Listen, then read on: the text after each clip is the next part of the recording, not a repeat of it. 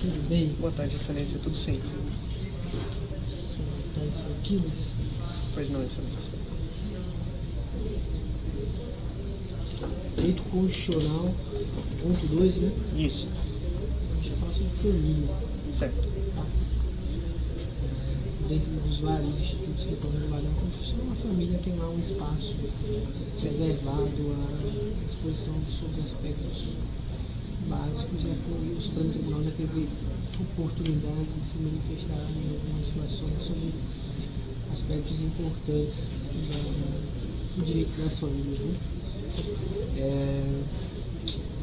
Com base na jurisprudência do Supremo, sabe de ser constitucional a distinção dos regimes sucessórios previstos no Código Civil de 2002 com relação ao casamento e ao Estado? Excelência, o Supremo ele já teve a oportunidade de se manifestar no sentido de ser inconstitucional essa diferenciação, de forma que ao companheiro a aplicação igual do regime sucessório que é dado ao cônjuge, Excelência. Mas por que o Supremo decidiu isso? Excelência, ele entende dessa forma, uma vez que ele entende que não há uma diferenciação que seja apta a justificar uma diferenciação entre os regimes sucessórios. O casamento e a união estável são formas de constituição de família, ambas são uma íntima relação de afeto com o intuito de constituição de família, motivo pelo qual ele entende que essa diferenciação dada pelo Código Civil ela não é constitucional. Também visto no artigo 5º e também da parte constitucional que diz a respeito da proteção integral à família e excelência. Tá. E com relação, por exemplo, às partilhas extrajudiciais, os processos judiciais que já tinham sido decididos com base no Código Civil, na redação, que até então, segundo o Supremo Tribunal falando, não tinha sido declarado inconstitucional. Sim. Então ela era válida. Sim. Caberia aos poderes judiciários e aos órgãos competentes aplicar integralmente a disposição. Certo. Excelência, nesse caso, as partilhas que elas já haviam sido feitas quando da declaração de inconstitucionalidade, elas permanecem válidas, Excelência. Somente se aplica essa disposição para as eventuais partilhas que se deem após a declaração de inconstitucionalidade, Excelência. Tá, então não sei. Então tudo que foi feito foi validado. Sim. Supremo? Sim, Excelência. É só uma eventual possibilidade que até o próprio Código Civil traz da possibilidade de ação rescisória, Excelência. Tá, mas você está falando da ação rescisória, o Supremo ressalvou essa possibilidade? Ou... Não expressamente, Excelência. Estou conferindo essa possibilidade de todos os candidatos. Eu estou particularmente satisfeito. Você quer fazer algum acréscimo, alguma consideração sobre esse tema especificamente? Não, Excelência, não quero. Estou satisfeito.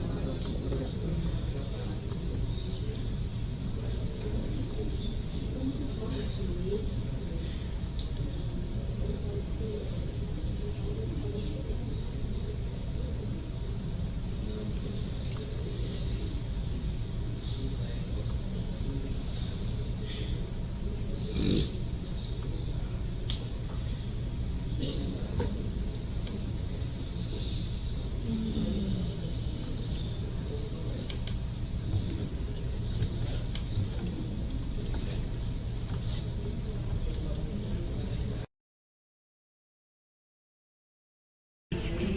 A desconsideração da personalidade jurídica, ela consiste em desconsiderar, ou seja, não incidir a proteção e a separação patrimonial da personalidade jurídica em vista de determinados requisitos previstos em lei, Excelência. E quais são os requisitos que são exigidos para que se dê essa desconsideração? Excelência, especificamente no Código Civil, a desconsideração da personalidade jurídica, ela ocorre ou havendo confusão patrimonial ou havendo fraude, Excelência. E em que se diferenciam a teoria maior e a teoria menor da desconsideração da personalidade jurídica? A teoria maior, Excelência, significa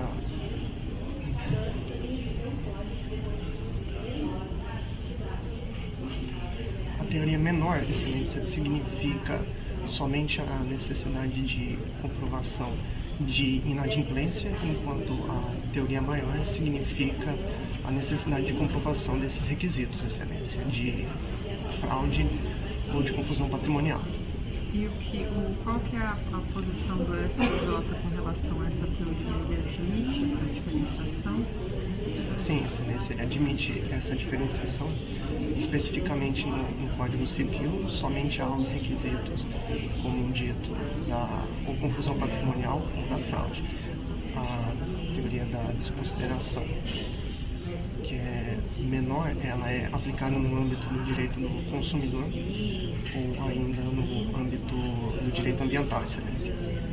E o que consiste a teoria inversa da desconsideração da personalidade jurídica? A teoria inversa da desconsideração da personalidade jurídica é o caso em que o sócio de uma determinada sociedade ou que integre a pessoa jurídica, ele esconde o seu patrimônio na pessoa jurídica, Excelência.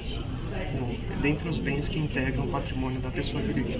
Não, mas aí qual que é o fenômeno que ocorre o que o juiz vai fazer quando for pedida essa desconsideração? Qual que é o mecanismo que vai ocorrer quando ocorre a desconsideração inversa? Excelência, em se percebendo que houve uma transferência de patrimônio para a pessoa jurídica e havendo a chamada de confusão patrimonial, o incidente de desconsideração da personalidade jurídica que ocorre a pedido das partes, Excelência. Não, então, mas o que o juiz vai determinar nesse caso? O que ele determina nesse caso, Excelência?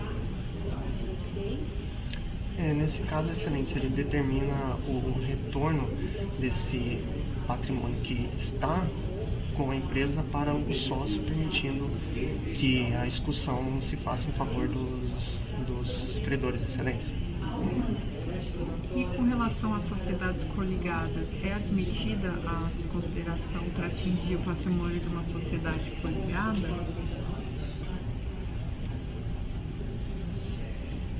Sociedade coligada.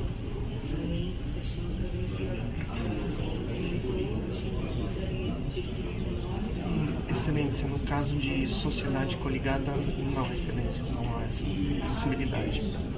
Uma vez que as coligadas são aquelas empresas que, apesar de ter parte no patrimônio, elas ainda não controlam a outra sociedade. Nesse caso, não há possibilidade, Excelência. Mas o STJ tem alguma posição a respeito dessa hipótese de atingir o patrimônio de uma coligada na hipótese de verificação de fraude? Excelência, eu retifico a minha posição. O STJ ele tem entendimento que no caso específico de fraude de entidades que sejam coligadas, há a possibilidade de que se atinja o patrimônio da coligada, mas é uma hipótese excepcional em se comprovando fraude entre as coligadas.